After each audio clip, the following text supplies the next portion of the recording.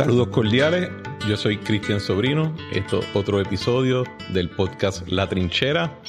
Hoy me acompaña el distinguido y reconocido licenciado Carlos Zagaldía, mi abogado preferido, mi abogado personal. Saludos cordiales. Buenas noches, Cristian. Bueno verte y bueno estar en este espacio nuevo que tienes, que me alegro que ya estés de vuelta en el debate público de asuntos de importancia en Puerto Rico. Hay que causar problemas, si no uno se aburre. Eso así, y de esta manera creo que haces una buena aportación. Gracias. Ojalá cuando la gente escuche el episodio no sea necesariamente por la noche. Aquí estamos nosotros en uno de los epicentros del desarrollo urbano del área metropolitana. Se podría decir. La última vez que nosotros por lo menos hablamos en términos de discusión pública, tú estabas en el podcast de Puestos para el Problema, que Luis y Jonathan nos dieron el episodio introductorio de La Trinchera. Lo escuché. ¿Te gustó? Me gustó escucharlos a los tres de nuevo. Y me gustó comparar la calidad del audio de tu podcast versus el de ellos a estas alturas. ¿Por qué? Porque tu equipo tiene 2 episodios y llega a mi casa como equipo Ferrari de grabación. Te felicito. Tenemos hasta unos headphones. Si hubiera video, esto sería tipo Joe Rogan. Ojalá tuviese los auspicios de Joe Rogan. Definitivamente ahí me iría mucho mejor. Y el salario de Spotify. Yo incluso cogería el escarnio y el odio que tiene ahora mismo Joe Rogan esta semana si tuviese su cheque. Yo no creo que él tiene tanto odio. Bueno, tú sabes a lo que me refiero en términos de... Está en un media storm de 72 horas. Cuando Neil Young te hace un hit job, sabes que es bueno. Pues, podría decirse. Aunque me encojona que Neil Young haya sacado la música de Spotify. A mí me gusta Neil Young. Yo también. ¿Cuál es la canción de Neil Young que a mí no es la de... Harvest Moon. No, la de Montezuma. Sé la que es, pero no sé el nombre. Que es 25 minutos de solo de guitarra. Es épica. Nunca la he escuchado entera. ¿De verdad? Uh-huh. De hecho, yo tuve momentos muy poéticos con esa canción. He escuchado otras canciones de 20 y pico minutos. No esa. ¿Cuál? Muchas canciones de CDs live de bandas como Grateful Dead, Fish. Sí, Pink Floyd tenía canciones de 20 y pico. A mí me gusta ese tipo de música. Sí. No Bad Bunny, esas cosas que le gustan a la gente. Que le gusta a la gente que no... Canciones de 2 minutos, que esa porquería. Sí. Desde allá para acá, tú estuviste en Puestos para el Problema...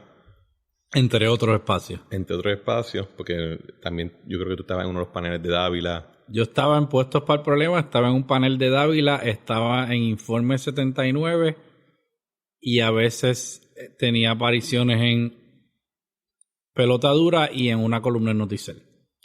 De allá para acá, ¿qué fue lo que pasó? Porque de momento caíste te desapareciste. Me salí de todos los medios de comunicación. ¿Por qué? Decisión propia, yo creo que más bien por calidad de vida. ¿Qué sentido? Porque lo primero es que me salí de Twitter.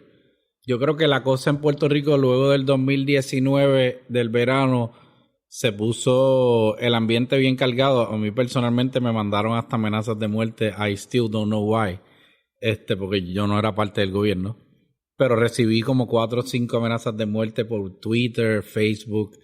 Gente desajustada, que la conmoción de las redes sociales y de la turbulencia que se generó en ese momento se fueron en el discurso de odio y en los ataques, tú sabes, totalmente, ¿cómo te digo? Irrazonable en el sentido de que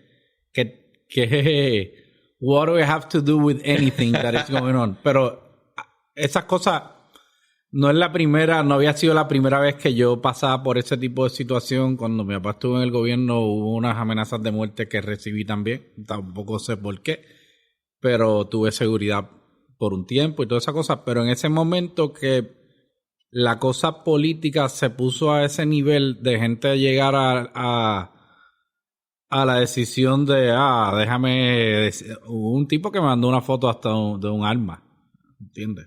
Durante el verano. Sí.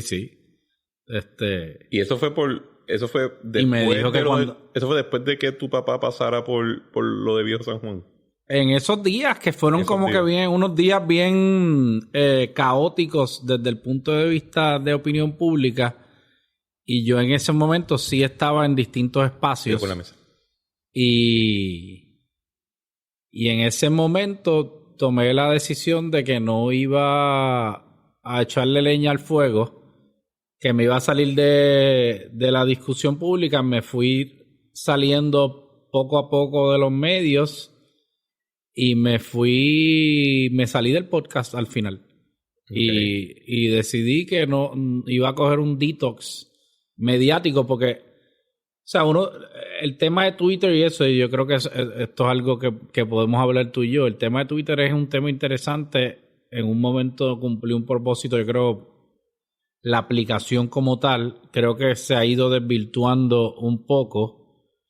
Y la inmediatez de la noticia, la obsesión con querer saber todo lo que está pasando, todo lo que está diciendo, todo lo que está opinando la gente, le di un corte a sangre fría. Y eso incluía Facebook me salí de Facebook. Yo solamente uso Instagram. Sí, yo tuve Instagram por buen tiempo. Y trato de usarlo para todo lo que no sea de política. Lo hago para buscar de las cosas que me gustan. Tu feed de Instagram es sólido. Tú tienes unos follows bastante. Tú le das follow a unos cuantos. Trato de buscar contenido que sea bueno, positivo, que sea afín a mis intereses y es una red social que no te crea ningún tipo de estrés. Sí. Porque tú me conoces, tú sabes que 8 años atrás, 7 de la mañana, podía haber un fuego cruzado en Twitter interesante. Sí. Fíjate, ahora que tú lo dices, tienes razón en que hace unos años los debates que se daban en Twitter y que a menor escala en Facebook, pero en Twitter especialmente, había unos debates bastante interesantes. La gente tenía unos intercambios de sustancia. Y del verano del 19 para acá, no sé si antes, pero del verano 19 para acá... Desde antes había empezado, pero ese fue el punto de... Se ha convertido increíblemente hostil. Y la sociedad está hostil y Twitter es un reflejo... Exacto. En gran medida de lo que de los trends que hay en la sociedad. Y hace 8 años atrás, Puerto Rico 9 tenía problemas complejos económicos, gubernamentales, sociales, pero la sociedad no era tan hostil. Pero Twitter no es muy representativo de la sociedad de Puerto Rico. No necesariamente, pero como la discusión pública de Puerto Rico se da en la ficción de medios que se repiten unos a otros al día y de periodistas que están por la mañana en un sitio y en el otro y después están en Twitter. El mundo de la noticia a nivel de Puerto Rico es un mundo que es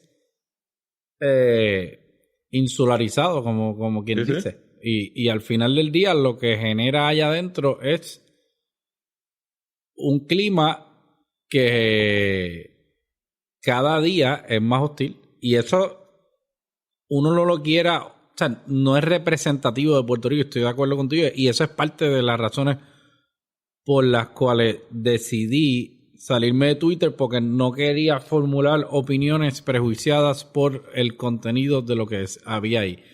Y al final del día, eso te permite, como quien dice, salirte un poco a los sidelines y generar opiniones que no están contaminadas por lo que han dicho 500 personas, porque la tendencia muchas veces de las personas es a tomar las opiniones como hechos. Y esa es la crisis de las redes sociales que yo veo hoy en día, que se ha borrado la línea de la opinión y del hecho. Hay dos cosas que me surgen a la mente basado en lo que acabas de decir. Lo primero es, si tu rol es dar consejo de relaciones públicas o de relaciones gubernamentales, no te puedes dejar llevar por Twitter. 100% de acuerdo. o sea, la perspectiva en la calle y en las casas de las personas es bien diferente a lo que uno hay adentro. Y si tú te dejas capturar por esa letrina viral al revés conocida como las redes sociales, no vas a hacer un buen trabajo. Y lo segundo, a veces yo me he preguntado si los mismos periodistas o reporteros, o sea, personas que es su trabajo, porque dentro de todo, ¿verdad? La trinchera es un medio ahora, pero yo todavía soy un amateur, ¿verdad? Esto es todavía no ha llegado a un nivel donde yo pueda decir que es un medio, es un hobby. Pero hay gente que son profesionales de la industria de comunicaciones, de la industria de las noticias, y yo los veo en Twitter, yo los veo en Facebook, los veo en Instagram, y a veces yo me pregunto, ¿ustedes se están viendo? ¿Ustedes entienden lo que se están haciendo a su imagen, a su credibilidad? Porque en la medida que tú no estés apartado del tiroteo, tú eres un actor político más. Yo te lo Tu credibilidad se barata contra la pared si tú haces eso. Cuando tú quieres convertirte en actor de los eventos que van a ser resaltados como noticia, dejas de ser periodista, en mi opinión, y te conviertes en un sujeto de la sociedad que puede ser escudriñado y analizado y que estás sometido a que la gente te cuestione. Y eso me lleva a plantearte que, o sea, todo este tema a mí me gusta el derecho constitucional y el derecho relacionado a la libre expresión. De hecho, Carlos Sagaldía es un constitucionalista. Eso lo dices tú. Porque ha llevado casos importantes al Tribunal Supremo de índole constitucional y los ganó. Podría decirse. No, es yo que soy abogado litigante y he atendido asuntos de derecho constitucional y me interesa. Y has ganado. Y he obtenido resultados favorables para mis clientes. Versus otros constitucionalistas que pierden todos los casos que llevan, pero los citan como autoridad. Eso es una apreciación tuya que se respeta.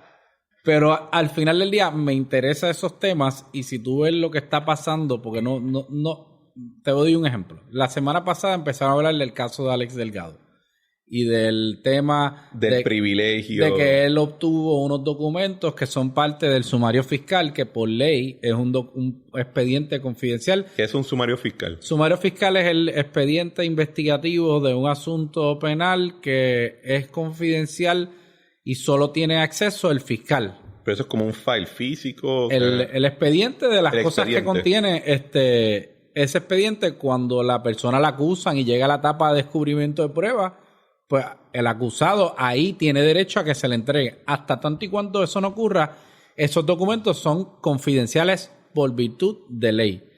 Lo que entiendo yo que ocurrió ahí es que Alex Delgado obtuvo unos documentos que eran parte del sumario fiscal, en un caso que tenía que ver con otro fiscal que había una investigación, y publican la información que había allí.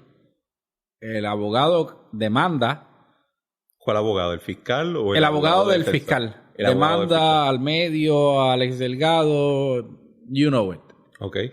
Y el juez Santaella de Ponce resuelve en contra del planteamiento de Alex Delgado de que él no tenía que divulgarle al demandante la fuente que le había dado los documentos porque él era periodista.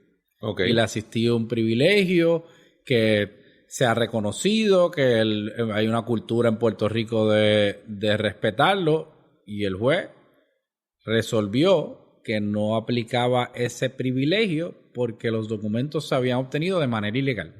Porque la ley no dice que todo el mundo, nadie tiene acceso a los documentos del sumario fiscal excepto la prensa. Porque al ser un documento confidencial, el divulgarlo es considerado automáticamente ilegal. Ese sería el... Sí, hay un interés detrás de eso, que es proteger la integridad de la investigación y a su vez proteger los derechos de la persona o personas que forman parte de la investigación de que no se les juzgue o se mancille su reputación.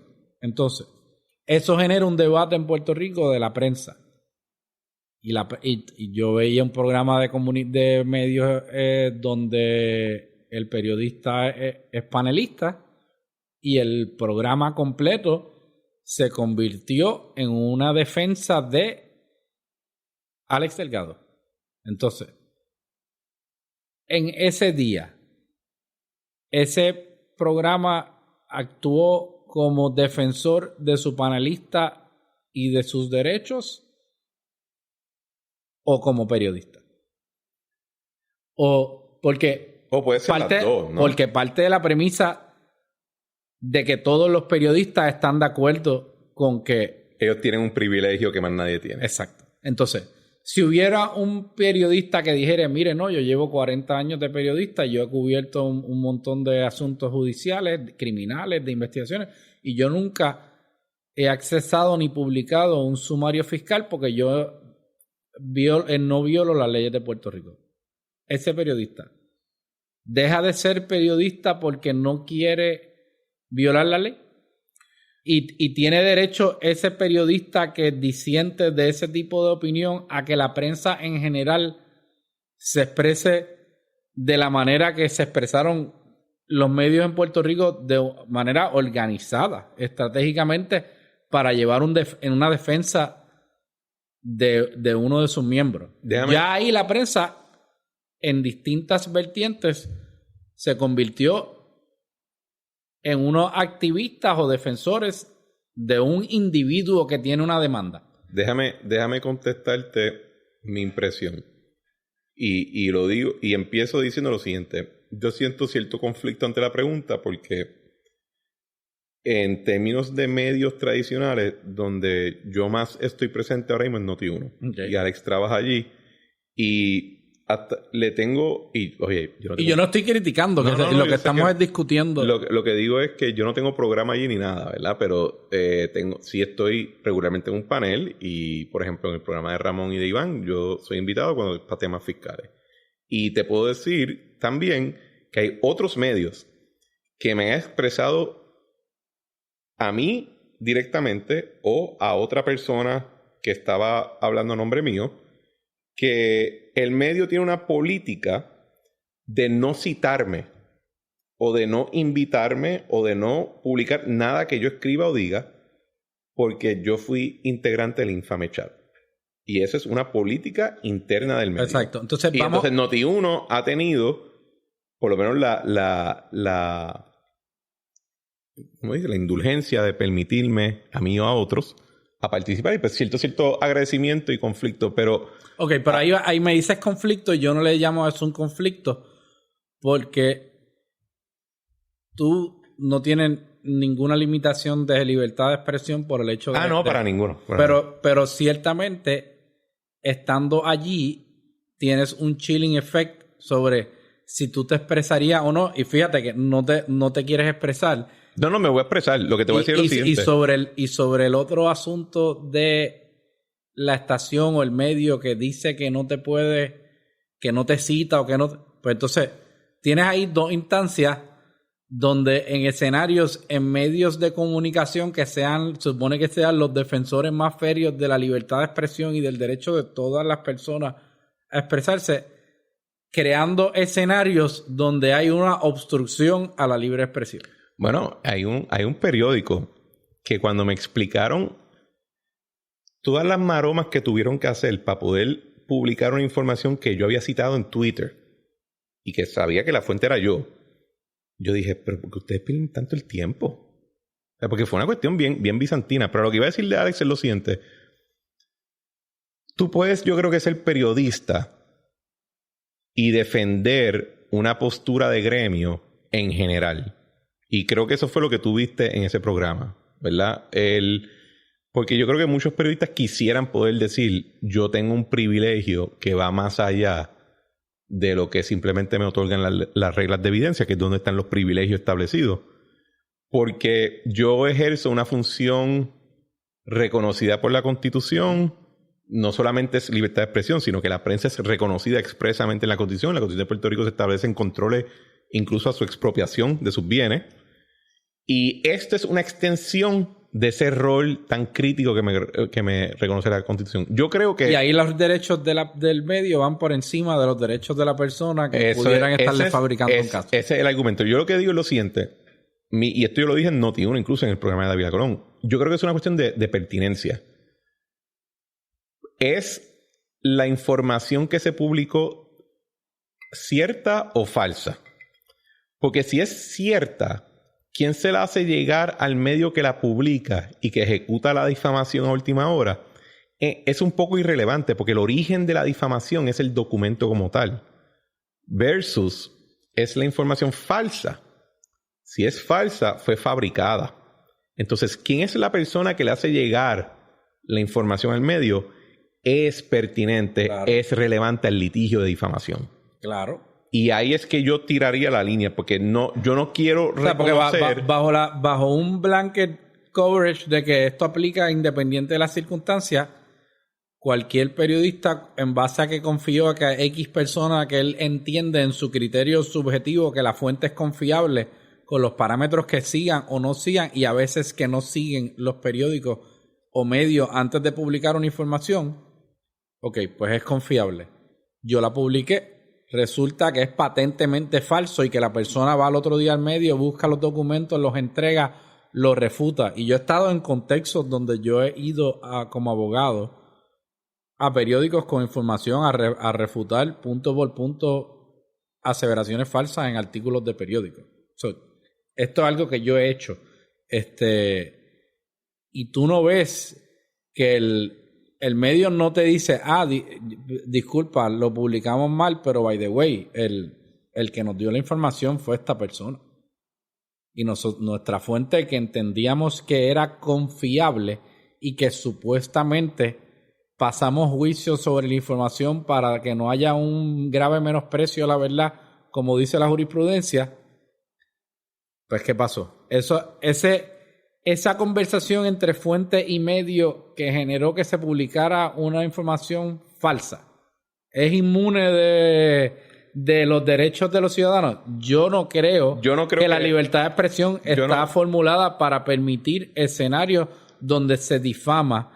Y a lo que iba cuando empecé esto es que ves a nivel global, no solo en Estados Unidos, en Europa, en muchos países, que se está repensando lo que nosotros hace 10 años pensábamos que era doctrinas de libertad de expresión que nunca iban a alterarse. Y es porque en muchos lugares ha habido excesos de la prensa y han generado movimientos que pretenden limitarle, subirle la responsabilidad, limitar el tipo de publicación que pueden hacer, y eso es consecuencia de la hostilidad del mundo en que estamos viviendo. Yo no creo, o sea, no creo que hay una defensa de que, pues, que si me lo dice alguien que yo declaro que es fuente, automáticamente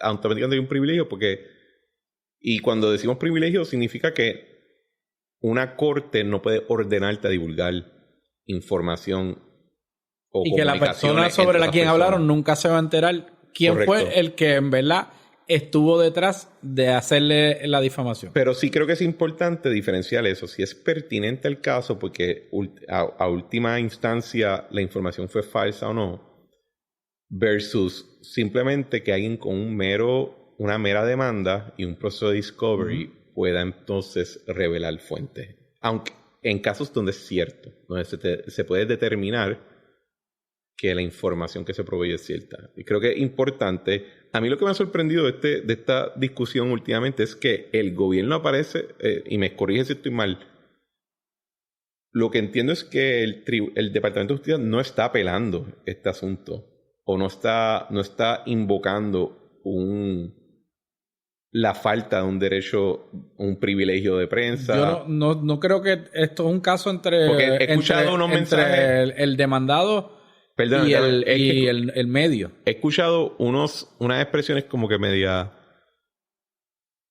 unas expresiones del gobernador y del secretario de Justicia que no entiendo bien en qué lado estamos, porque tradicionalmente los gobiernos dicen no hay nada de privilegio. Yo puedo perseguir al que me dé la gana y que esté divulgando información confidencial. Esa es la postura aquí tradicional. lo que pasa es que ha habido una cultura del Departamento de Justicia de no pedir quiénes son las fuentes. Ok. Y no quieren cambiar la política. Esa es la cultura que ha habido. Ahora, de nuevo, vale la pena repensar eso. Porque el historial de fabricaciones de casos que ha habido en Puerto Rico y el historial de artículos falsos que se publican sobre supuestos asuntos de corrupción que muchas veces quedan en nada, te llevan a pensar si debe haber una instancia donde el Tribunal Supremo de Puerto Rico determine que va a emitir unos controles o va a tomar una decisión que va a no a limitar el derecho de la prensa, sino a proteger los derechos de las personas que están sujetas a que se publique, por ejemplo, en el contexto de una investigación criminal, información sobre sus casos. Porque las filtraciones a los medios van a ocurrir, pero eso es lo que quiere el sistema. Ese es el derecho de publicar, va por encima del derecho del acusado. El Tribunal Supremo se puede expresar sobre eso. Fíjate que el caso de New York Times versus Sullivan ahora mismo está en el tapete en el Tribunal Supremo de los Estados Unidos en un caso que hay de difamación. Bueno, está preaching to the choir en esa, así que me voy a reservar el fallo. Pero eso cambiaría drásticamente porque yo he manejado múltiples casos de difamación y por eso es que me he puesto a estudiarle estos temas. Y hay un libro bien bueno de Floyd Abrams, que es el abogado más top de... ¿Cómo se llama el libro? El libro te lo voy a dar, pero el abogado se llama Floyd Abrams. Voy a poner un link en el Floyd Abrams es el mejor abogado de First Amendment Law en Estados Unidos. Okay. Que lo mismo ha defendido medios de comunicación, que fue el que llevó el caso de Citizens United. ¿Y es profesor o...? Es profesor, entiendo, en Columbia y escribió un libro reciente donde él toca todos estos temas de la libertad de expresión y analiza y trae leyes de múltiples otros países que no son países retrógradas, no son ciudades progresistas. No son dictaduras. Jurisdicciones progresistas y donde, o sea, epicentros, como tú le dices, de la cultura, donde las leyes de libertad de expresión son bien, bien distintas a las de Estados Unidos. Y te plantea la pregunta de si se debe reformular lo que existe al día de hoy. Déjame buscarte aquí. Me lo envía el link que lo voy a poner en la descripción del programa. Yo he estudiado mucho lo que es la libertad de expresión en Gran Bretaña. Se llama The Soul of the First Amendment. The Soul of the First Amendment. Es un libro corto y se lo recomiendo para que puedan, o sea, tener una visión de alguien que ha sido el que ha logrado que estos derechos existan tal cual, porque es el que ha llevado los casos. Yo he estudiado mucho lo que es la libertad de expresión en Gran Bretaña, porque cuando yo vi Hamilton, yo caí en me entró en la cabeza esta idea de que las personas que redactaron la primera enmienda y que conceptualizaron la libertad de expresión en los Estados Unidos y por consecuente nosotros, entendían perfectamente válido que tú tuvieses libertad de expresión, pero que si te ponías muy bocón, alguien te pudiera volar la cabeza en un duelo y que esa persona no sufriera consecuencias penales por volarte la cabeza por bocón. Esa era la mentalidad de los que redactaron nuestra primera enmienda. Ellos entendían que había consecuencias a tu hablar de más o a tu... Hay libertad de actuar, pero hay libertad de responder también. Ellos entendían una libertad individual de responder. Y que había un código de honor que si a ti te retaban, bueno, para que te encuentres en el parque allá a soplarse tiro. Que esto se llama, así la gente lo pensaba dos veces. Así lo pensaban dos veces. Y entonces estudié mucho lo de Gran Bretaña porque el derecho de libertad de expresión es el que alimenta la primera enmienda de los Estados Unidos, aunque los Estados Unidos pues, toma un curso mucho más radical, y yo entiendo que para bien.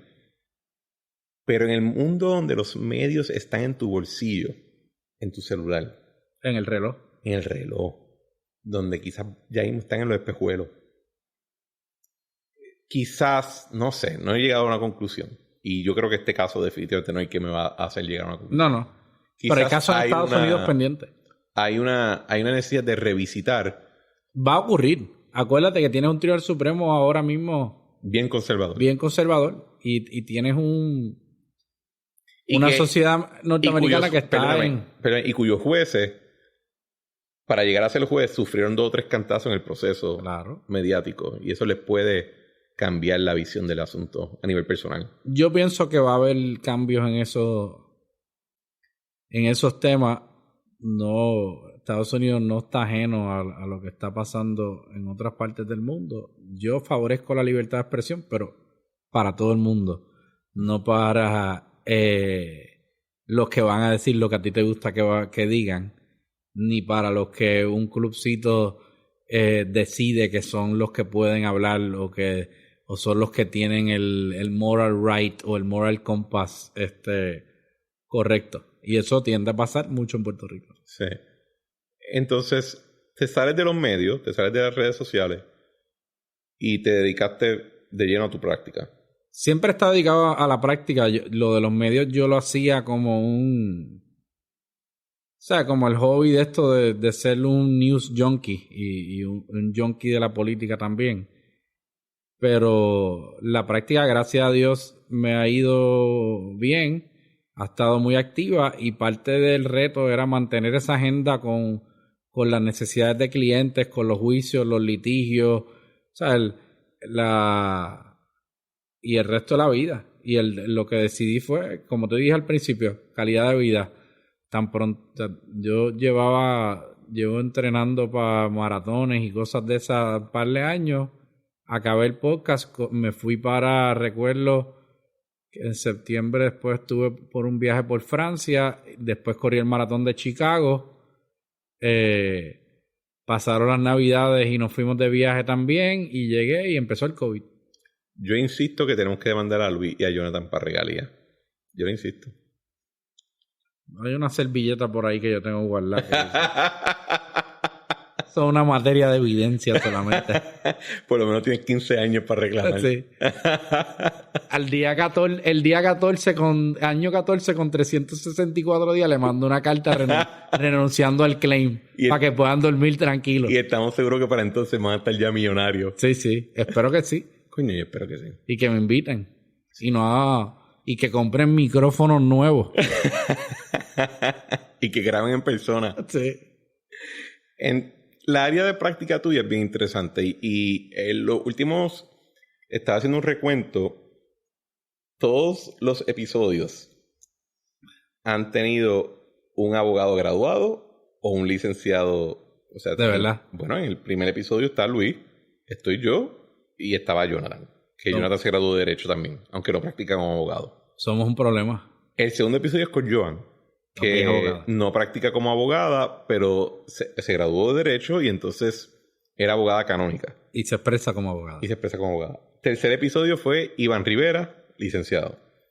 Cuarto episodio es Eva Prado. También abogada. Quinto episodio, Luis Balbino. Por supuesto. Claro. Estuve en un almuerzo con él en las Navidades. Ayer grabé con nuestra nueva economista residente que se acaba de graduar de leyes. También. Y va a coger la rivalidad. Pero entre todos nosotros, yo creo que entre todas las personas que acabo de listar, aparte de Iván, de abogados practicantes somos tú y yo, quizás. Pero tu práctica es bien interesante, para mí por lo menos, porque yo no pudiera hacerla. ¿Cuál es la área tuya preferida o sea, cuál es tu práctica y cuál es la preferida tuya? Bueno, pues yo no te puedo definir la práctica, porque la práctica es una combinación de distintas facetas de... Ok, ya me redefiní la pregunta. Yo, por ejemplo, soy abogado corporativo. Y todo el mundo sabe que yo no he tocado nunca un tribunal. Yo soy como el cura en la boda. Yo te declaro casado, te doy los papeles y arranca para el carajo que no te quiero volver a ver.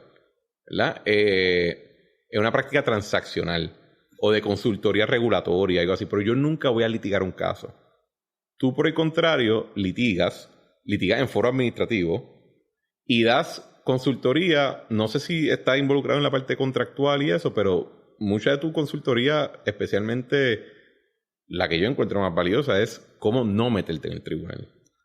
Pues yo me defino como abogado que brega con problemas usualmente por destino, por lo que sea. Los problemas que llegan no son ordinarios y rutinarios. Yo no tengo una práctica de abogacía como la pudieran tener muchos abogados que son muy profitable y buenas de volumen, ¿ves? De que yo tengo un cliente que me envía 100 casos de cobro, o me manda todas sus ejecuciones, o que todas las semanas ese cliente. Yo tengo clientes que he tenido toda mi vida desde que empecé la práctica privada en el 2011, luego de trabajar en bufetes, donde me expuse en esos años a distintas áreas del derecho, incluyendo... yo empecé como abogado laboral. ¿En O'Neill tú estabas de laboral? Yo trabajé en Schuster e Hilo cuando cuando estudié Derecho. Comencé como asociado con ellos por un tiempo y manejaba asuntos de naturaleza laboral.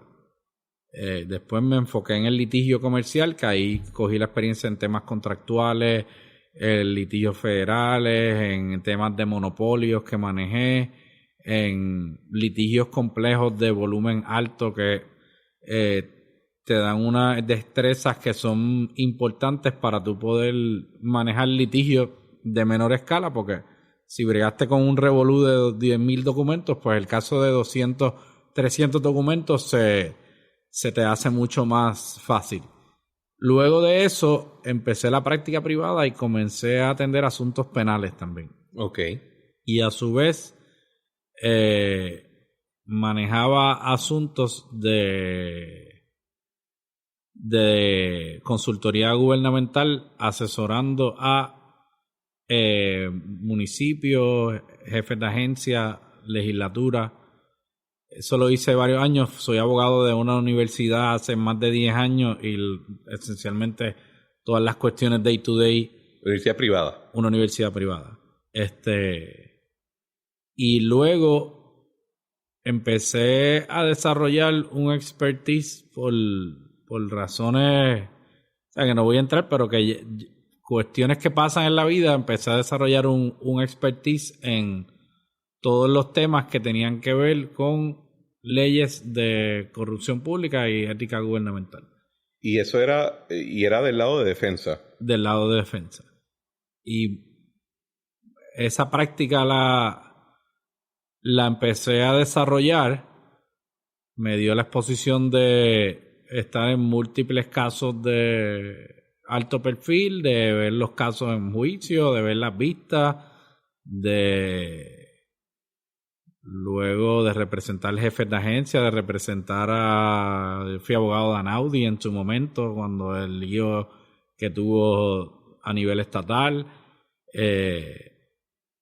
y ahí empecé a combinar más el asunto de la práctica gubernamental de clientes que hacen negocios o tienen controversias con agencias reguladoras o que están en negocios altamente regulados, que procesos competitivos de contratación pública que son complejos y requieren un advice legal que no solamente es de las perspectivas del litigante, sino que hay abogados corporativos, transaccionales, de taxes. Y yo empecé a entrar a esa asesoría para fungir como el abogado que daba el advice preventivo de litigio.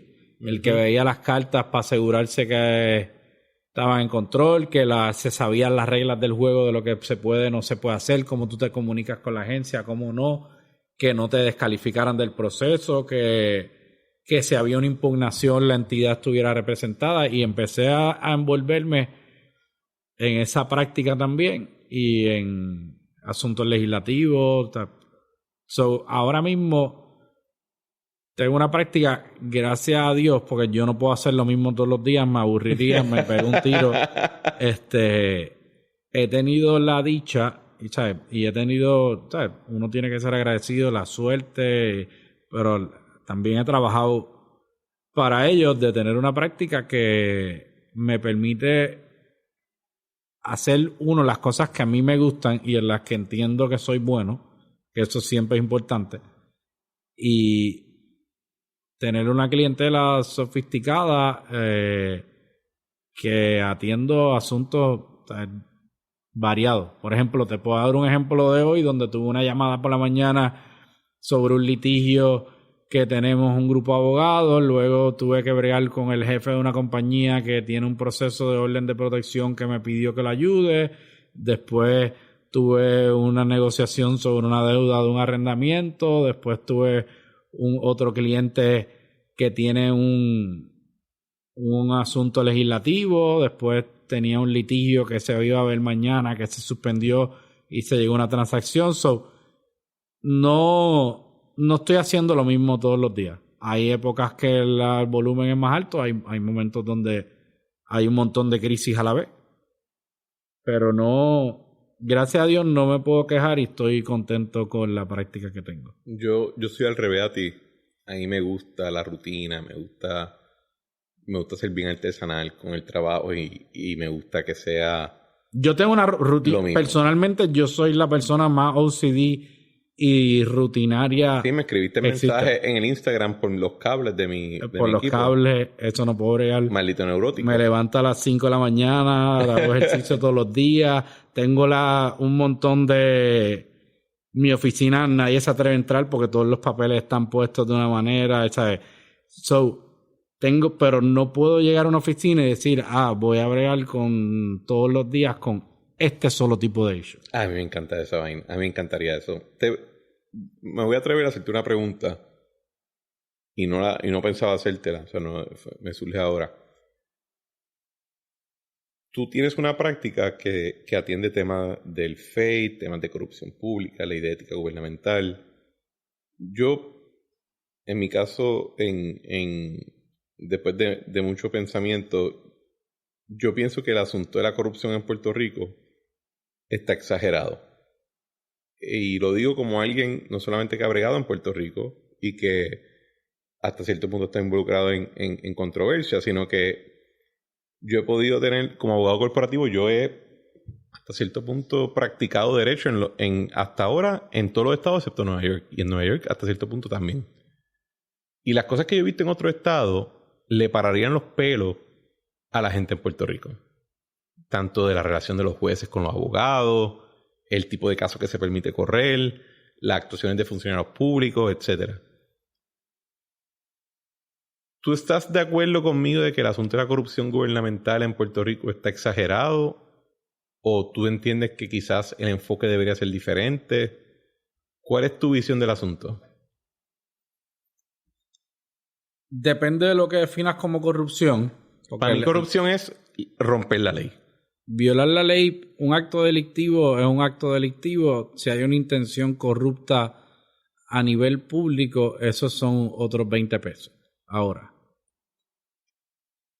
el problema que tiene el tema de la corrupción en Puerto Rico es que en escenarios donde pretenden perseguir alegada conducta que algunas personas o sectores puedan entender que es delictiva y a veces no lo es,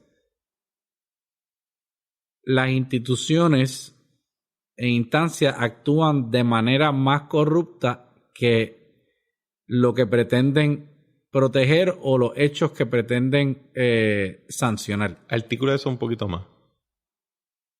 Articulo eso de la siguiente manera. Yo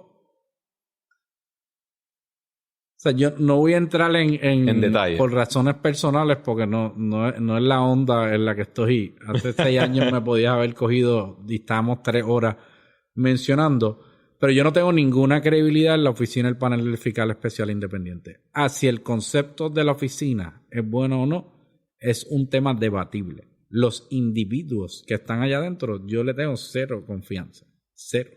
Porque son personas que han probado actuar en base en ocasiones a ánimo político. Y hay muchas cosas que yo sé que no voy a mencionar, pero yo sé yo sé de la pata que cojean, yo sé las maromas políticas que hacen en los casos. Y yo he visto con mis propios ojos el pobre desempeño y la mediocridad profesional de los abogados que a veces mandan al tribunal. Porque no es que yo no me paro en medio a decir esto porque yo lo piense, porque yo estaba en la sala, ¿ves? Al lado de ellos, yo he visto los casos, los testigos, los documentos que llevan. Y hace un tiempo yo vi un caso que duró la vista preliminar sobre 1 año. La BP. La BP duró sobre 1 año y era un caso de unas alegaciones de fraude en una subasta o en la adjudicación de un contrato que decían que se había colado una propuesta y qué sé yo qué cuento había allí y que había un fraude de yo no sé cuántos millones de pesos. El punto es que mi cliente lo había investigado el gobierno federal por esos hechos. Y yo personalmente me había sentado con fiscales de Washington, D.C. Esto no es algo que me lo contó nadie. Y habían indicado que él lo habían investigado y lo habían sentado en múltiples ocasiones en debriefing. Y eso no es fácil. Y había pasado con A. Y no había ninguna evidencia de que él hizo nada ilegal ni que obtuvo ningún beneficio a cambio de nada de lo que él pudo haber hecho. Como cuestión de hecho, acusaron a la sub de él, los federales, por soborno, extorsión. Una persona que llevaba sobre 20 años en la agencia. Mi cliente acababa de llegar allí. ¿Qué ocurre? A pesar de que eso el gobierno federal lo había hecho, el gobierno estatal, por las razones que sean, y yo entiendo que eran por un ánimo corrupto, si tú me lo defines como lo definiste al principio, primero decidieron con el Departamento de Justicia que le iban a acusar. Y le sometieron 47 cargos criminales. Yo logré que desestimaran los 47. ¿Por qué? Porque el Departamento de Justicia no tenía jurisdicción sobre él. Él era funcionario cubierto bajo la ley del FEI. Luego de eso, y luego que se cae el caso ilegalmente radicado por 2 fiscales, incluyendo a una fiscal que está en el Departamento de Justicia todavía y que recientemente también le gané otro caso donde le imputaba de manera corrupta e ilegal también, según el término que tú definiste, apropiación ilegal de fondos públicos a mi cliente, donde resultó absuelto también. Ahí yo veo 2 instancias donde el Estado actuó, para mi juicio, y según tú defines el término, de manera corrupta, porque sometieron casos criminales contra ciudadanos sin prueba, para sostenerlo bajo ningún concepto de derecho. Y eso es ilegal. A mi juicio, no solo es ilegal, es inmoral. Y los fiscales, al igual que los abogados en el sector privado, si radican un caso frívolo que están sujetos a sanciones, que están sujetos a perder el empleo, a querella ética, a que el bufete los vote, a que el cliente los vote, los fiscales, cuando radican casos sin prueba o fabricados, nunca hay una consecuencia tangible para nadie en Puerto Rico. Y tú los ves que los trasladan y de momento aparecen viendo otro caso y le asignaron otro caso y consta que cobran por hora. Entonces, en este caso, que te digo, el caso iba tan mal, o sea, y la fiscal que lo radicó era la fiscal Iris Meléndez, que falleció, o sea, y que en paz descanse, pero yo como persona no pienso que ella era una buena persona.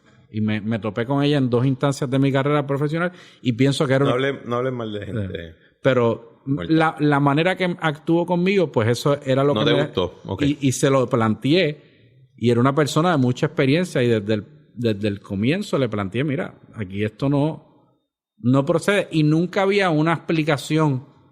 Y tú sabías, pero que aquí esta gente tiene unas instrucciones de seguir con esto. O hay un ánimo que yo no sé. El punto es que consiguen a la persona que estaba coacusada, la sientan con inmunidad a una convicta federal, acusada por el Estado de Puerto Rico también. Pueblo versus Sánchez Valle no se había decidido todavía. No. La la acusan, la sientan a declarar por horas con un indictment donde ella había admitido extorsiones, sobornos.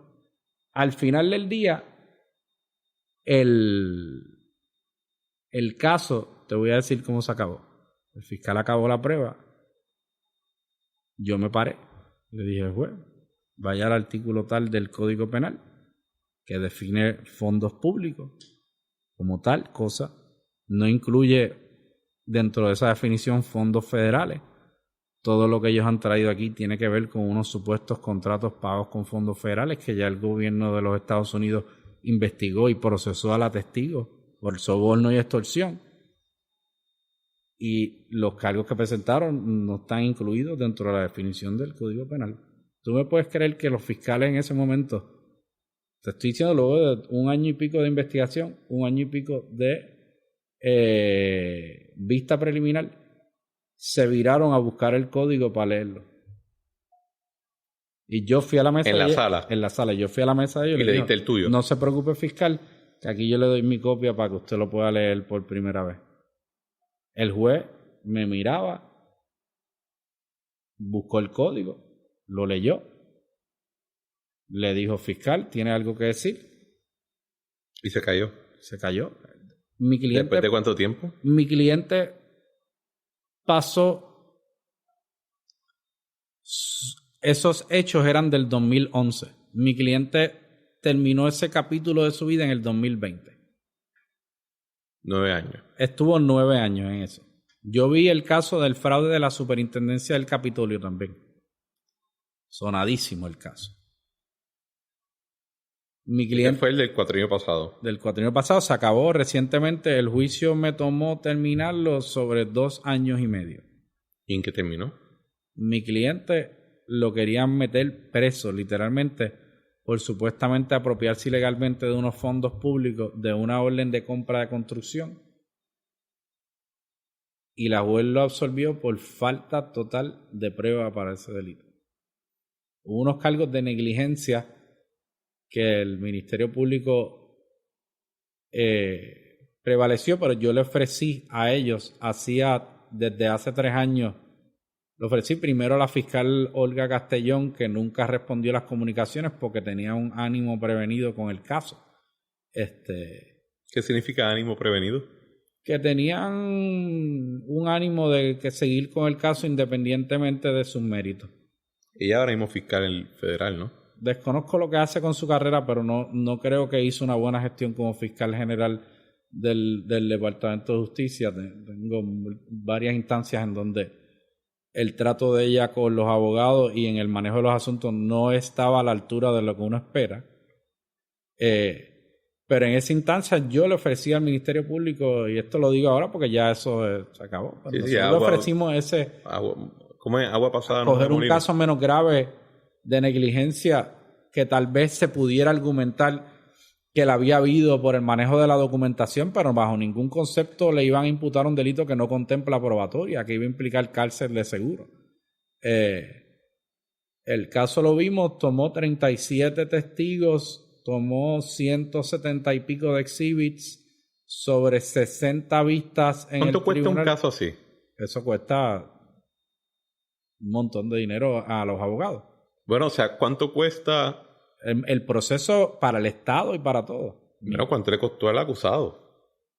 Yo no voy a divulgar los honorarios míos, pero te puedo decir que no es profitable para ningún abogado en las circunstancias económicas, a menos que tu cliente sea un billonario. Uh-huh. Hay pocas personas que son susceptibles de poder pagar sobre 60 vistas y 2 años y pico de preparación para juicio. O sea que yo te escucho y tengo un conflicto ahora mismo interno, o no un conflicto, sino tengo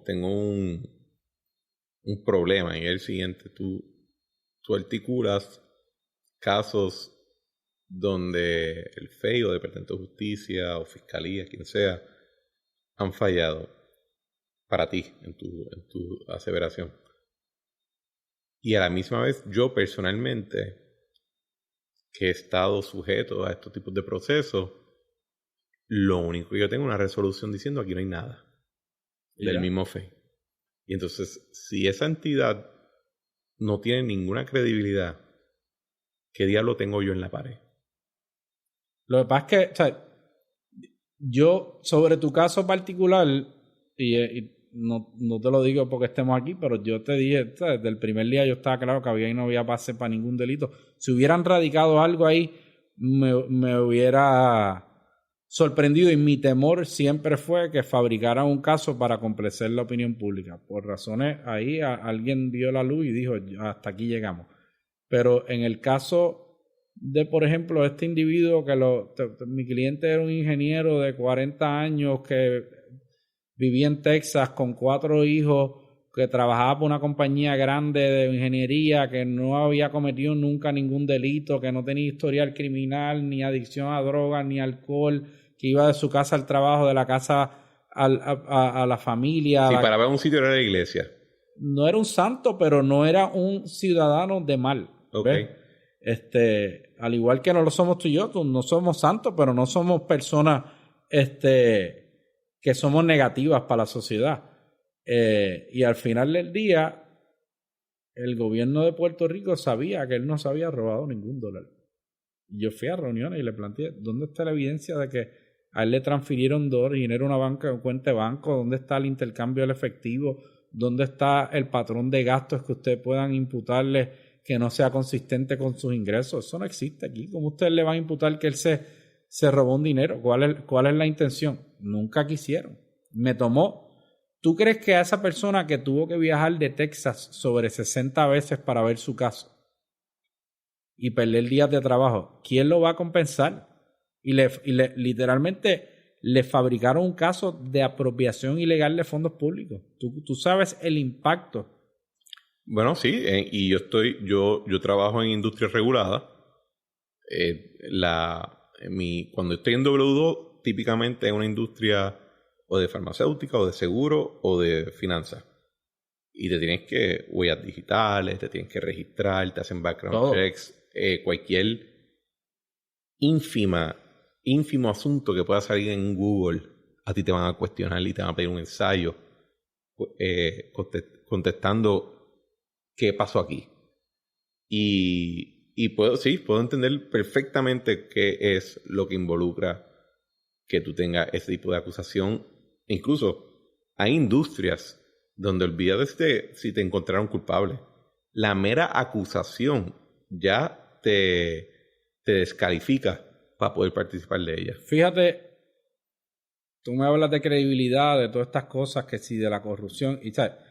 Y no quiero que pensemos que estamos tomando el tema lightly. Es que no lo estamos tomando lightly. Si un alcalde coge $5,000 en un carro o coge un reloj, pues you're done. Eso es textbook bribery. O sea, cuando definieron soborno, pusieron la foto de un tipo en un municipio cogiendo un sobre, y estos casos son el caso textbook de soborno más sencillo, que es como un regalo para un fiscal que probar un caso como eso. Y con eso se va para un club de vacaciones. Sí, no. Esto es un easy trophy. Ahora, cuando tú te miras para atrás a nivel estatal, mira que, mi viejo le fabricaron un caso en justicia.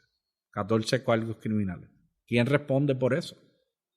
¿Quién respondió por eso? Así que tú entiendes. ¿Quién responde por el caso que le fabricaron en ética a Sánchez Betance?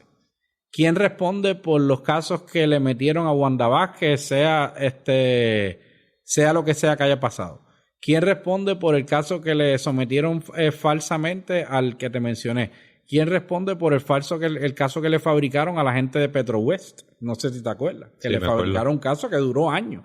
Y decían que eso era un cartel y todo. Y el caso se cayó todo. Había un rico, ¿verdad? Por eso sí, también. No, el caso cuando lo anunciaron era una locura. Cuando a Naudi Hernández lo acusaron de fraude contributivo, el caso se probó en sala que estaba fabricado. La juez barrió el piso con el funcionario que llevó la investigación.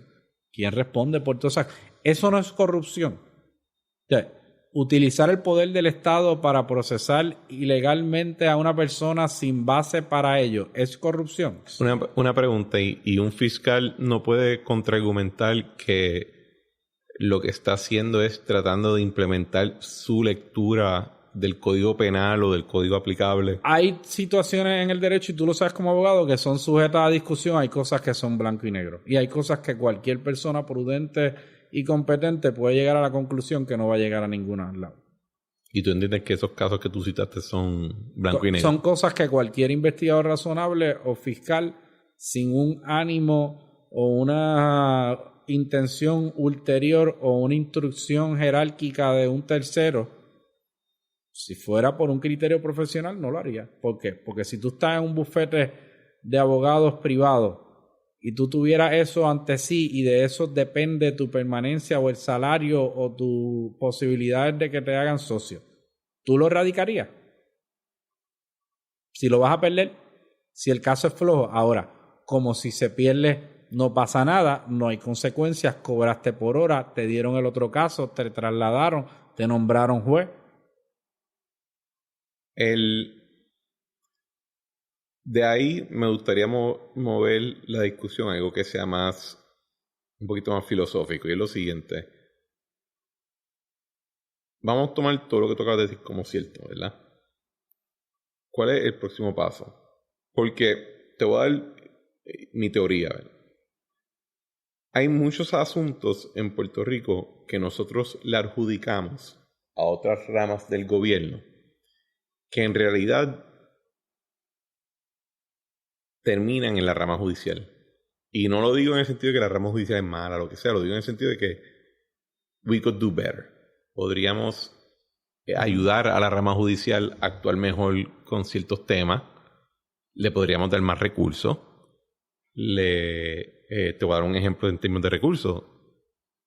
Cristian Sobrino, en su carácter personal, piensa que DACO debería cerrarse y que debería dársele todo ese dinero, la totalidad del dinero, a la rama judicial de Puerto Rico para montar un sistema de small claims o de reclamaciones de poco monta y atender asuntos rápidos.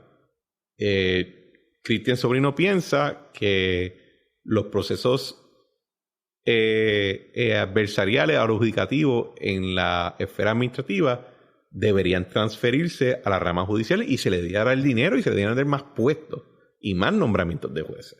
Y deberían buscar cómo hacer que la rama judicial sea más rápida, que tenga más dinero, que sea más efectiva.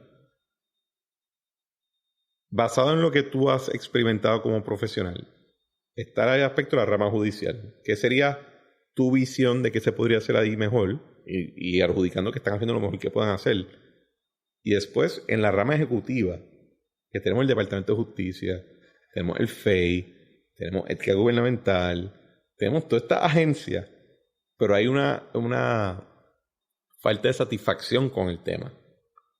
¿Cuál es tu visión de cómo debería operar el sistema? No creo que haya una varita mágica para eso. El sistema judicial enfrenta situaciones bien complicadas. Yo creo que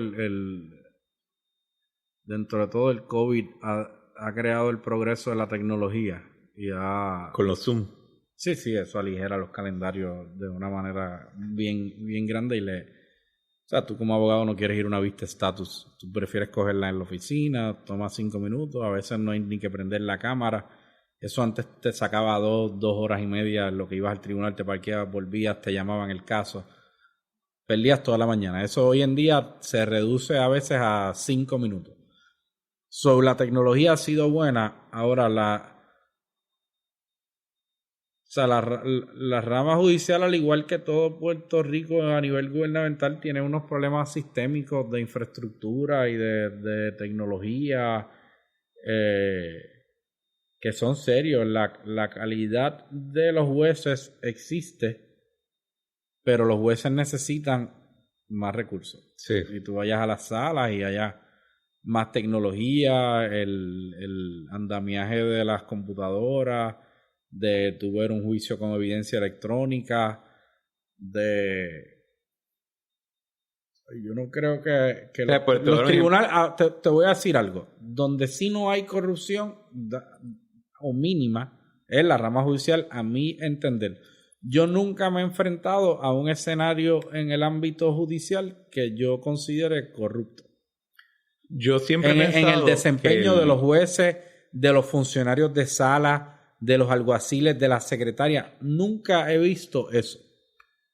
Puede que otras personas sí, pero yo sí he visto en otros contextos gubernamentales cosas que uno sí le llaman la atención. Yo siempre he pensado que la rama judicial tiene bien buenas intenciones y bien pocas herramientas. Y es bien poco transparente. Que es a lo que iba. Y entonces, yo por ejemplo tuve una vez una idea de que en Puerto Rico la escuela de Derecho debería ser solamente 2 años, intenso, y tercer año todo aspirante a ser abogado tiene que ir a ser clerco. Como tú y yo le decíamos cuando estábamos en los bufetes, los clercos. Deberían ser, porque... a instancia. Sí. No al Supremo apelativo, en instancia. Oye, el Tribunal Supremo es un gran lugar para trabajar, y yo trabajé ahí en un verano y iba a trabajar allí con juez y no lo hice por otras razones, pero siempre me quedé con las ganas. Pero no es representativo lo que tú te enfrentas como abogado en los tribunales, ¿ves? Y yo lo comentaba el otro día con el contexto de los nombramientos a los jueces del Supremo, que los abogados de Puerto Rico ahora mismo están viviendo una crisis. La reducción no sé si has visto la data de los abogados. No lo he visto. Después del COVID, creo que solamente como 30% de los abogados tienen oficina. Gran parte de los abogados trabajan de la casa. No tienen secretaria, la tecnología no es la mejor, dependen de su carro para trabajar, de laptops, de ir a distintos sitios, tienen que los honorarios han bajado, porque ¿sabes? ¿De verdad? Bueno, muchos abogados cobran, y esto a veces así en los mercados de servicios, hay gente que cobra bien barato, entonces para generar volumen. ¿Y qué ha pasado? Que han colapsado los precios de muchas cosas. Tú sabes que en varios estados... Hay prácticas que se han desaparecido. En varios estados donde yo he tenido que hacer negocio, el colegio de abogados local de allí, si alguien baja el precio demasiado, lo demandan. Porque le está desestabilizando la práctica. Y correcto. Aquí, lo contrario. Aquí, y tú me puedes hablarle esto mejor que nadie, pero en el contexto de la abogacía en Puerto Rico hay 2 mundos. El mundo promesa y el mundo de los abogados boricuas. Ciertamente. Y el mundo de los abogados boricuas, el gobierno de Puerto Rico le hace un cap de 125 pesos la hora. Y si tú eres un abogado promesa, the sky's the limit. 1,500, 1,400 la hora, asociados de un año a 700, $800. Bueno, y eso yo me siento orgulloso, y cuando fui jefe de agencia, a los bufetes de afuera le dije, ustedes no suben rates, y a los de aquí les dije, sí, pueden subir rates. Porque me parecía... injusto. A mí me parecía un poquito ridículo de que los abogados locales contaran con el expertise necesario, con la experiencia y el conocimiento necesario para litigar el caso adecuadamente, pero su rol era darle esa información a otra persona que simplemente lo articulaba en inglés de una manera mucho más... Y no estoy menospreciando el trabajo que hicieron los abogados de afuera. Te puedo decir que si Puerto Rico no contara con O'Melveny & Myers en el proceso de promesa, ¿cuál iba a ser el destino de esta isla? Sí, sí. Oye, la capacidad está ahí. Lo que vamos es... Hay abogados locales bien capacitados y bien mal compensados en comparación con sus pares en otros estados. Y te doy el ejemplo. Yo he tenido clientes a quien yo le he enviado propuestas que me han pedido, y yo he tirado rates, tú sabes, no altísimos, pero a mi juicio competitivos para el mercado local y a mis años de experiencia y todos los criterios que uno toma en consideración.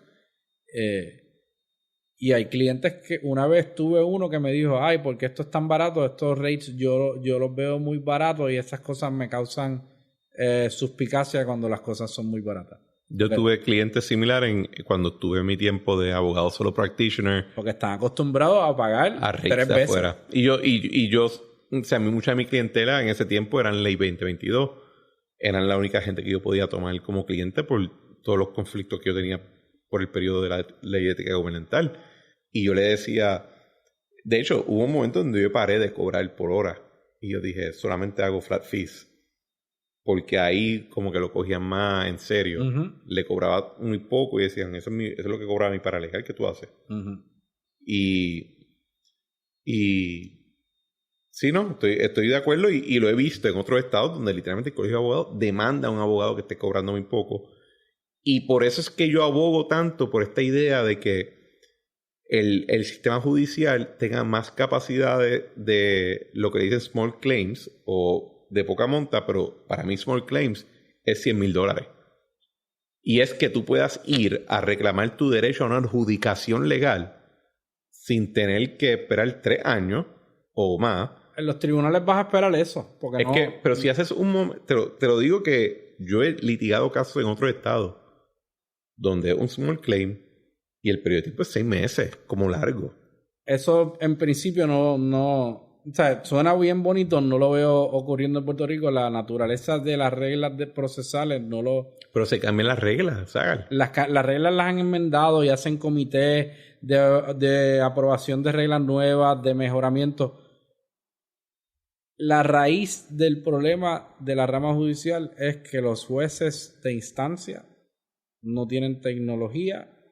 Pero si se la recursos humanos. Si se la presta. Si se la presta, pueden mover el docket de sobre 2,000 y pico de casos que tiene cada uno. Pero no puede ser, y yo entiendo que la rama judicial, una vez se estabilice, y más después de la pandemia, con todos los juicios que están pendientes, pudieras darle más trabajo, pero ahora mismo lo que tienes que darle es recursos. Pues y a lo que voy es que la raíz de gran parte del problema de lo que está pasando o pueda pasar en el manejo de los tribunales es que la abogacía y los abogados están en una crisis económica. O sea, vete a un bufete de Atorrey y pregúntale a un socio de un bufete grande que había en la sala de espera de los 90 en su firma y te va a decir que habían 15 personas esperando, empresarios de un montón de sitios, gente para deposiciones, gente para litigio, gente para hacer un cierre, el otro que estaba en una reunión para un engagement nuevo. Eso no existe ya. Eso no existe ya. Y si a esa escala, que es cuando tú ves que hay un montón de movimiento económico, no está ocurriendo, mira las circunstancias de los abogados que en verdad son los que están metidos todos los días en los tribunales resolviendo los problemas de individuos, de pequeños negocios, que hoy en día su capacidad económica cada día se ve más reducida y cada día tienen menos dinero para costear abogados. Y cada día el abogado que antes a la menor provocación radicaba una demanda y el ahora cliente piensa 2 veces. No, es que el cliente le dice yo no voy para eso. No, yo no caigo en eso, yo no me voy a meter 3 años en un litigio. Cuando la rama judicial se empieza a percibir ante la ciudadanía como no el primer lugar donde tú irías a resolver tus problemas, tienes problemas. Y por eso es que yo abogo porque se les dé más recursos y se enmienden las reglas de la manera necesaria, sea de forma legislativa como de sugerencias para jurisprudencia que permita ese tipo de adjudicación mucho más expedita. Porque no es imposible. Y lo puedes hacer de una manera que salvaguarde todavía los derechos procesales de todos los involucrados. O sea, y eso es una discusión interesante. Y te lo digo, yo en mi práctica, como te dije ahorita, brego muchas cosas de derecho administrativo y brego con agencias que adjudican procesos. Y en un momento tuve la oportunidad de cruzar caminos con el juez Hernández Denton, ex juez presidente del Tribunal Supremo, experto en derecho administrativo. Se inventó DACO. Y hemos discutido muy a fondo todo el tema de las agencias y él es alguien que tiene unas opiniones bien interesantes sobre la necesidad de revisitar estos temas ante el hecho de que quizás se ha desvirtuado el propósito. ¿Ves? Y yo estaría de acuerdo con eso, definitivamente. Eso es algo que se tiene que revisitar, pero volvemos dentro de la escala de prioridades de los temas que hay en Puerto Rico. Número 1, del 1 al 3 para mí, en mi opinión. Yo creo mucho en atender asuntos estructurales, en atender temas aburridos. Son lo más importante usualmente. Tienden a hacerlo en el cuadrante de la emergencia, lo urgente, lo importante y lo desesperado. Tienen que estar en el cuadrante 3. Y creo que es si nosotros pudiéramos proveer eso, darle esos recursos, darle esas herramientas, hay un montón de temas que no tendríamos que ni atender en la rama ejecutiva o legislativa. O sea, la realidad es que la rama ejecutiva y legislativa absorbe unos recursos y después trata de cargar las maletas que no le corresponden, que le corresponden al judicial. Correcto, pero eso es separación de poderes. Sí, ¿no? Es lo que... Siempre uno acaba con el tostón del otro, ¿verdad? En términos de el aspecto de... Porque has llevado casos criminales, tienes una práctica boutique en esos temas. El andamiaje de justicia en Puerto Rico, en la rama ejecutiva en particular, ¿qué te parece? Pues, hermano, el Departamento de Justicia es un lugar que en los pasados años las personas que han dirigido el área de lo criminal, no me refiero a las figuras del secretario, a los que están en el day to day dirigiendo a los fiscales, yo no creo que han sido los mejores choices por los pasados 10 años. Yo no creo que ha venido una figura, tú sabes, que tenga la visión a largo plazo, que tenga la juventud, que tenga el interés de meterse allí, uno, tener la confianza de todos los fiscales, cosa que es difícil. Bien difícil. Tener el respeto de los abogados, otra cosa que es importante, porque los abogados al final del día, bajo las políticas del Departamento de Justicia, antes tú no podías resolver ningún caso con el fiscal porque tenías que ir al fiscal general y la cadena de comando. Entonces, hacía bien difícil el trabajo del fiscal en sala. Que estaba allí sentado, pues mira, yo no puedo decidir, tienes que llamar a este. Eso yo creo que el secretario Manuel, y que a quien distingo, considero mi amigo y creo que es una figura muy conciliadora en esos temas. Porque uno, que no viene de ese mundo, de esa práctica diariamente, y dos, que tiene una personalidad de permitirle el espacio a las personas en el que confía para que ejecuten. Ahora, si pierden la confianza en él, pues Lo fuera. Ha tomado decisiones que han sido along those lines, pero creo que tiene buena intención, pero hasta que no haya alguien ahí que pueda ver el consenso, tal vez de la figura política, de que entiendan que en el ámbito criminal de los fiscales hay una persona que cruce barreras políticas y que pueda estar ahí en un término de 10 años para que le den las herramientas, los recursos, el tiempo, las faltas del temor de que me van a votar mañana, que me van a quitar la confianza. Ese puesto no es a 10 años. No, eso es un puesto de fiscal, que ahí es un fiscal que tienes que tener unas cualificaciones, pero el fiscal general es un puesto de confianza del secretario. O sea, cuando Obdulio Menéndez fue fiscal general, eso fue un puesto de confianza. Sí, y la peleó bien rápido. Y los otros fiscales generales, eso está sujeto a que en cualquier momento te vuelen. No es como un district attorney, no, que es lo que uno ve. Le responde, acuérdate que ellos actúan a nombre del secretario, que es a quien la ley le confiere la facultad de eso, pues tú nombras al fiscal general, está a cargo de eso, pero, ¿sabes?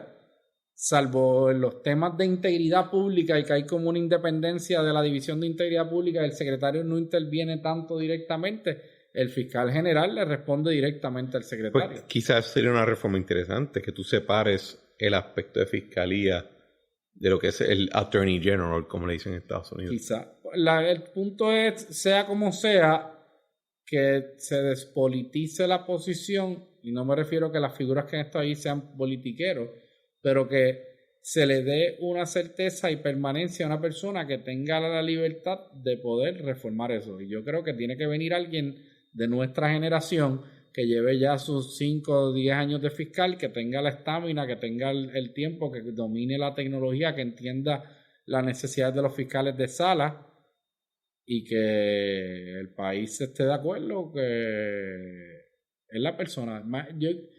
Te voy a dar un ejemplo. Yo quisiera que hubiera un Francisco Párez que dirigiera la fiscalía. Que todo el mundo pueda decir, este tipo es el que me sigue. Carajo, en verdad, eso es una opción bastante brillante. Eso es lo que yo entiendo que debería haber ahí. Y todas las agencias deberían aspirar a tener alguien que todo el mundo pueda decir, ese tipo sabe lo que está haciendo, trabaja y tiene ganas de mejorar. Y no comete errores pendejos. Ni está en la cosa chiquita, trivial. Sí. Que a veces el mismo departamento propicia esa cultura cuando viene la gente que lleva 10 años ahí, que subió, que vino el Popular y lo trasladó y lo mandó para Naranjito y ganaron los PNP y ahora hay que meterlo en San Juan y hay que subirlo aquí. Toda esa cultura de política interna tiene sus efectos bien negativos. Yo creo que eso se está reduciendo con el tiempo. Nah. ¿Tú no crees? No. ¿Entre qué edad?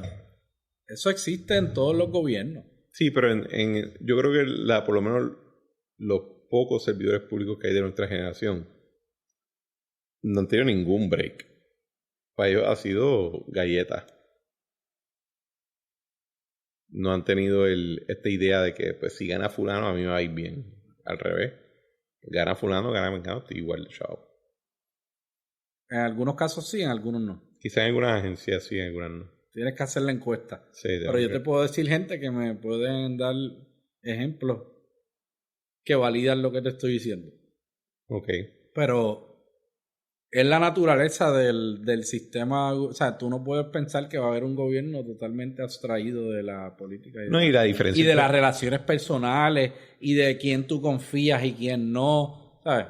Y la diferencia entre política y gerencia es una fantasía, porque mientras más alto es el nivel de gerencia, más político es ese nivel. Porque tiene que ver mucho más con policy versus decisiones puramente burocráticas o robóticas. Exacto. O sea, si estás en el macro, estás en política. Entonces, ya que estamos hablando de política, eres el primer PNP que entrevisto ¿De verdad? Sí. Le quise dar más espacio a personas que pensaran diferente como yo. Estuvo bueno. Un poquito de branding. Y de probar un poquito de que no es solamente... Quisiera ver qué le escribieron a Eva Prados cuando vieron que estuve en tu podcast. No sé. Sus amigos y eso. Yo te tengo que decir que Eva y Joan sacaron pepa. Sí. Valiente decisión de ella de venir a tu espacio. Sí, y especialmente se las Eva. Aplaudo. Eva especialmente. Sí. Y se sentó y estuvo casi 2 horas allí. Muy bien. Pero eso es una persona que sí dice que sí actúa acorde a lo que profesa. Y que le da un poquito de contexto a por qué mucha gente le tiene miedo. Porque una persona que tiene esa capacidad, claro, no le tiene miedo a bobería. Yo prefiero a gente así en el mundo político, aunque yo no esté de acuerdo con ella. Yo estoy contigo en eso. Y esa es parte de la intención de la trinchera. De hecho, mi modelo es lo que era Crossfire con Buckley. Que él decía, no, yo no solamente voy a hacer un programa para yo hablar de lo que yo quiero. Yo quiero traer a alguien que piense diametralmente lo diferente a mí. Claro. Y entonces ahí tú vas a ver si lo que yo pienso es verdad. Exacto. Entonces... El monólogo lo hace cualquiera, tú sabes. Sí, mientras que nadie te escupa, pues estás seco. Sí. ¿Qué tú piensas? Y esto tú y yo nunca lo hemos hablado, pero en el contexto de la discusión de la estadidad y el estatus, yo lo discuto mucho en la radio, cuando estoy en esos programas. Pero pienso que ganamos un referéndum el año pasado, en el 2020, y como que no lo hemos actuado. Me siento que no hay victory lap. Pienso que no... You're not drinking from the keg of glory. I'm not drinking. I have not been brought other bagels in the land. The finest bagels in the land. Exacto, no estoy comiendo esos bagels. No estoy bebiendo el Cake of Glory. Va a haber para la gente que va a entender el quote, ¿verdad? Moira Kelly sigue trabajando para el senador y me va a comer las nolas en la reforma de educación. Esa es la que hay. Espero que haya gente que se identifique. Y estoy seguro que todo el mundo que escucha este podcast va a entender lo que acabamos de decir. ¿Qué te parece a ti? Pues, mano, coincido con que no hay un victory lap, ¿verdad? Pero lo que te puedo decir sobre eso es que la estadidad ganó, pero cuando llegó la hora de comenzar el gobierno, las circunstancias del COVID, el tema de promesa, el tema de los terremotos, ha habido un sinnúmero de factores que han ocupado la atención del gobernador, la reconstrucción de Puerto Rico, yo creo que la distracción innecesaria que han creado las controversias sobre los cabilderos de la estadidad han un poco minimizado el impacto de lo que debió haber sido el comienzo del cuatrenio en cuanto al tema de la estadidad. ¿Cómo eso se va a corregir en los próximos meses, en el segundo año del gobernador? Pues yo espero que lo haga. Hay unas realidades con lo que hay que bregar. O sea, nadie le puede callar la boca a Elizabeth Torres porque no le guste lo que le está diciendo. Ella, o sea, para bien o para mal, en el proceso en el que le dieron, ganó y entró. Y tiene que bregar con eso. Cómo bregan con la figura de Rosselló dentro del tema y lo que eso significa es otro de los retos que tiene el gobernador. Pero creo que el PNP debe tomar los primeros 100 días de este cuatrenio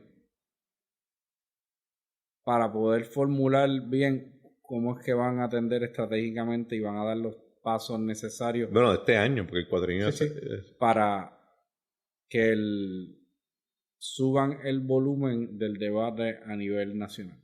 Y yo creo que la forma y manera en que Manchin se está comportando ahora mismo a nivel del Congreso y cómo está enfrentándose a la Casa Blanca, era una coyuntura bien buena para subirle el volumen y el bajo y hacer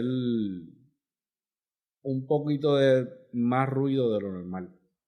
Y yo creo que las vistas congresionales y todos esos temas son importantes, son parte de la dinámica washingtoniana, como se le quiera llamar, pero hay que tener claro que desde que Rosselló padre se sentó en el Congreso a decirle a un congresista don't push it, ninguna vista congresional ha tenido ningún impacto sobre los asuntos de Puerto Rico. Porque tú crees que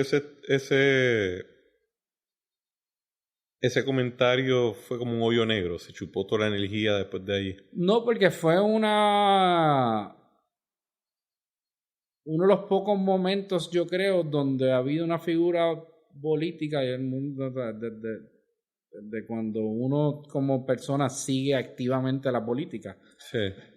Una de las últimas pocas instancias donde uno ha visto un gobernante de Puerto Rico de verdad pedir respeto y parársele de frente a los congresistas, más allá de una dinámica de ir a contestar las preguntas o a leer las ponencias que a veces llevan, sino de confrontarlos con un issue que estaba latente en Puerto Rico, que afectaba a todos los puertorriqueños, que realzaba las realidades de la condición política, que levantaba un tema de derechos civiles, que levantaba la responsabilidad que iba a tener los Estados Unidos por las consecuencias de lo que pudiera ocurrir en Puerto Rico, y el delivery de Pedro Rosselló con la seguridad que él se sentaba allí, te decía, ok, él se montó en el avión y fue a Washington y en cuestión de 20 segundos en un clip televisivo logró un cambio en las relaciones entre Estados Unidos y Puerto Rico.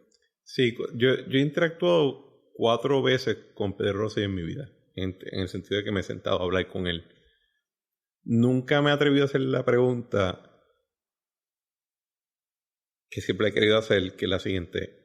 ¿Cuán cerca tú estabas para volar a Encanto cuando el congresista te dijo que el ruido de las bombas era el ruido de la libertad? O sea, porque eso era algo que yo veo todavía en los videos de YouTube.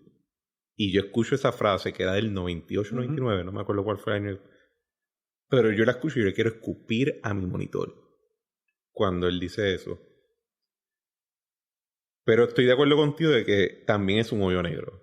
De ahí en adelante, todo es comparado con ese momento y es bien difícil de articular una alternativa o una actuación de seguimiento adecuada. Bueno, es que hay un seguimiento. Lo que pasa es que ahora mismo ¿qué te puedo decir? O sea, es bien difícil ver qué pudiera superar el drama de ese momento. Para nosotros los que creemos en la eso le corresponde al PNP. Eso le corresponde al supuesto propulsor ideológico de lo que tú y yo creemos. Y se supone que el partido tenga una estrategia más allá del gobierno, política, organizada, sistemática, maquiavélica, que tenga en consideración todos los elementos más allá de la cuestión local, de cuál es, o sea, el partido PNP no debe ser ya un motor de ganar elecciones locales, sino un partido cuyos principales objetivos sean Washington DC y en mover el tema en todos los círculos, de la forma y manera en que se pueda hacer con los recursos que se puedan, y el PNP tiene mucha gente capaz, dispuesta, que tiene conocimiento de los procesos en Washington, que ha estado expuesto a congresistas, que ha estado firme en la lucha ideológica, y son recursos que a veces no los usan. Hasta el tercer año. Pero esos recursos tú tienes que usarlos desde el día 1. Yo soy fiel creyente de que el equipo, aunque el juego sea el día 160, el equipo es el equipo desde el día 1, y de los 159 días antes del juego, todo el mundo tiene que jugar. Porque tú no sabes el día 160 a quién le va a tocar jugar. Y a veces aquí es como que pues ganó, pues el equipo se fue para acá, al otro, viene el juego es en 3 semanas, pues a los 10 días vamos a montarlo y vamos a ver qué parimos. Que es la analogía que yo doy siempre, es cómo funciona el equipo nacional de Puerto Rico de baloncesto. Que la prensa de momento se empieza a matar a decir que están practicando 2 días antes del torneo y que fue, porque no van a hacer nada si practicaron 2 días nada más antes del torneo. O sea, ¿tú quieres una selección nacional? La selección nacional es todo el año y todos los días hay algo que tenga que ver con eso. Y el partido PNP, la estadidad tiene que ser todos los días, de todos los años y en todos los foros. No solamente en los foros de Puerto Rico, porque seguir hablando de la estadidad en los medios locales no nos lleva a nada. Especialmente cuando estás hablando a personas que no creen en ese mensaje. Claro. No, y que ya tú ganaste en Puerto Rico. ¿Por qué sigues tratando de convencer a la gente que ya te dio la razón en las elecciones? Sí, y en los referéndums tienes que trasladar y llevar el mensaje de por qué es que nosotros ganamos, ¿ves? ¿Por qué es que la gente cree en eso? ¿Por qué es que la gente quiere ser Estado? ¿Por qué es que hace falta que en Estados Unidos esto se debata? Y eso, o sea, ¿cómo es que alguien, y hablábamos de Joe Rogan vacilando, cómo es que nadie en el PNP se le ha ocurrido tratar de contactar a Joe Rogan a ver si pueden meter algún día el tema de la estadidad? No solamente Joe Rogan, yo lo escribí creo que en... ¿Tú te imaginas a 5 millones de personas escuchando...? Bueno, ¿tú sabes quién? Yo escuché articular favorablemente la estadidad para Puerto Rico en un medio nacional a la comisionada residente Plaskett, Sidney Plaskett. Sidney Plaskett, que es la comisionada residente de las Islas Vírgenes, en el programa de Bill Maher, en HBO, un programa de alta influencia, alta recepción, alta audiencia. ahí es que tú capturas el interés de la nación americana en los temas trascendentales, y aquí en Puerto Rico... ella habló en unos programas hace unos meses, habló de que Puerto Rico quiere ser Estado. Y entonces, hace una semana, yo vi a Richie Torres, puertorriqueño en Nueva York, en un ambiente que para él fue un ambiente hostil. Se desempeñó brutalmente bien. Él es estadista. Y yo lo veo a él, yo veo a Plas, que yo digo, ¿qué falta para que uno nuestro esté ahí haciendo lo mismo? Ellos no tienen que abogar por nosotros. Somos más que capaces de hacerlo nosotros mismos. Y me cuestiono qué es lo que falta para ver a fulano o a mengano sentado en la jodida silla. Es falta de conocimiento de cómo funciona el levantamiento de los issues en la sociedad americana. Y eso no es... O sea, mandar a un gobernador a una entrevista en C-SPAN o CNN en español o que salga... Axios o lo que sea. It's all good, pero no genera pasiones. La gente va, mira aquí otro político. Ahora, que se empieza a ir viral en internet un video de Joe Rogan diciendo que está cabrón, que Puerto Rico no es estado, que nos violan los derechos. El tema automáticamente se convierte en un issue. Que salga Bill Maher y lo diga, que salga en Saturday Night Live, que venga, ¿cómo te digo? Farid Zakaria y levante el tema de Puerto Rico en un programa, o que salga en el podcast de New York Times. Ahí es que hoy en día se mueven los issues en Estados Unidos. Ahí es que tú convences a los americanos. No es en una vista congresional. ¿Cuántos americanos, cuántos seres humanos ven una vista congresional? Las vistas congresionales que va el gobierno de Puerto Rico a declarar en Washington, sorry to tell you, solamente la ve la gente en Puerto Rico en endy.com. Nadie más la ve. ¿Qué impacto tiene eso? Eso tiene un valor para tú ir a la médula de la sociedad americana e ir metiéndole por ojo, boca y nariz el tema de la igualdad, hasta que eso progresivamente llegue a... Mira dos temas totalmente distintos. ¿Cuánto tiempo tomó para que el cannabis fuera legal en Estados Unidos? ¿Y para qué? Si yo fuera... Un siglo. Yo me atrevo a decir un siglo. Ok. Y en los pasados 10 años, 15, 20, ¿quiénes fueron los que movieron el tema del cannabis para lograr que en 33 estados sea legal hoy en día? Y que hay una industria billonaria de eso. Dime tú. Un sinnúmero de grupos, organizaciones que empezaron a advocate por el issue. Period. Y empezaron a impulsarlo. Hicieron referéndum y esto y el prop number tal. Y en California lo movieron a base de activismo y de referéndum. Hasta que llegaron al punto de que con la semillita de un estado convirtieron una industria nacional, cambiaron la mentalidad sobre el tema a nivel de todo el mundo. Porque las tendencias que comenzaron en Estados Unidos, quizás en Ámsterdam, en Holanda, había unas visiones distintas que eran foráneas a la sociedad americana y nadie las entendía cuando tú y yo éramos jóvenes. Hoy en día, nadie en Estados Unidos, o la gran mínima % de la gente, te puede... El tema del cannabis es algo negativo. Es algo que es parte de la sociedad americana. Y si yo fuera... O sea, los estrategas de la ideología estadista deberían mirar cómo es que esa gente movió un issue para lograr que cambiaran una sustancia de droga a ser un commodity que se vende, que hay compañías públicas que se venden cientos de millones de dólares, que emplean miles de personas, que fondean las escuelas públicas de Colorado. Solo hicieron una gente en 15 años. Bueno, tanto fueron los recaudos de Colorado que tuvieron que devolverlo. Porque en la Constitución de Colorado, si tu ingreso al fisco excede cierto límite, la Constitución requiere que lo devuelvas a la ciudadanía. Imagínate. Entonces, ¿cómo Puerto Rico no ha podido llegar a engranar en el debate público nacional para llevar esto across the world fuera de Washington? Es un tema que hay que evaluar. Que el PNP se tiene que sentar y decir, ok, how do I do something out of the box? sea, como decía Steve Jobs, think different. Sí. Si tú vienes con el mismo playbook de los pasados 40 años de ir a Washington, de esto, lo otro, de la reunión con it's been done. Yo lo resumo en una frase que de vez en cuando yo uso con mis clientes, que es, llegamos a la hora de perder amigos.